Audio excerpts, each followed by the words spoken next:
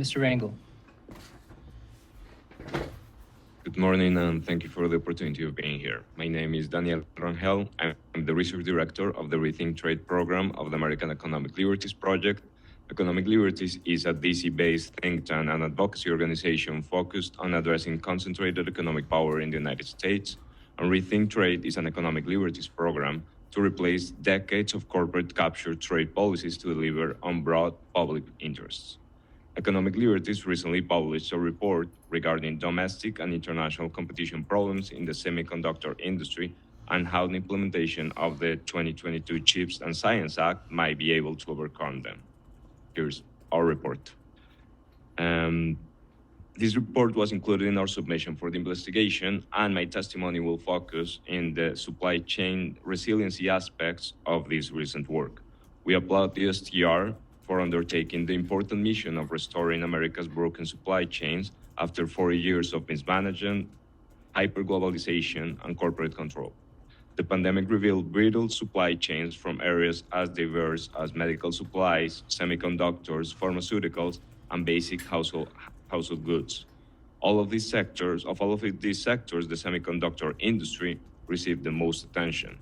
Shortages of inexpensive legacy chips led to work stoppages and factory shutdowns across the world, contributing to skyrocketing prices for many chip-dependent products such as cars.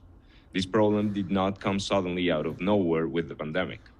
As detailed in our report, the U.S. semiconductor industry was once competitive, vibrant, with a resilient domestic industrial base.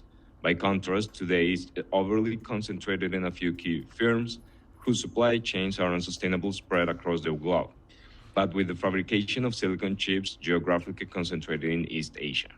The semiconductor industry has experienced decades of anti-competitive mergers, exclusive dealing, patent abuse, financial engineering, and the extreme concentration of the foundry market, all of which have contributed to the need for the CHIPS Act in the first place. Since 2010, intra-sector acquisitions have shrunk the number of independent U.S. semiconductor firms by over 40%. At the same time, the U.S. global share of chip fabrication has only fallen. Our report explains how there are two segments in this market that must each be considered with respect to rebuilding supply chain resilience. For leading-edge logic chip fabrication, offshoring has gone hand in hand with a shift to a monopolistic, capital-light, fabless, and financialized model. High profit margins throughout the logic supply chain are only possible due to the market power of fabless firms and founders. This model, facilitated by the regulatory environment of the past 40 years with weak antitrust policies, excessively strong patent rights, low to no tariff environment, and loose financial policy, has resulted in the direct fabrication of leading-edge chips now being concentrated in a single Taiwanese firm, TSMC. Without additional guardrails, the CHIPS Act will throw money at monopolies, creating even greater sector imbalances and undermining the long-term viability of America's semiconductor sector. Mature node chips face the same offshoring problems, but for different reasons. Rather than a clear monopoly problem, the mature node market is characterized by boom and bust cycles, overcapacity, and thin margins. These problems, combined with China's ambitions to dominate the mature node segment through subsidies and other government support, suggest that the CHIPS Act one-off subsidy model for domestic fabs will be insufficient to maintain a resilient domestic supply of mature node chips. The successful implementation of the CHIPS Act and long-term semiconductor industry vibrancy, as well as the administration's broader supply chain goals, require equal attention to competition policy as to industrial policy using all tools available.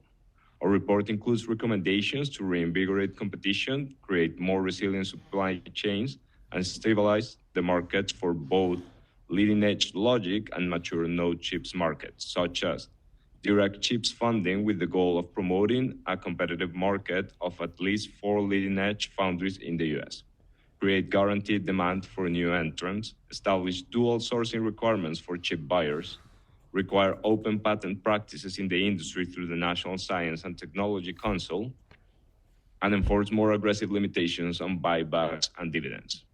Specifically regarding trade-related actions associated with legacy chip supply chain issues, the report includes the following recommendations.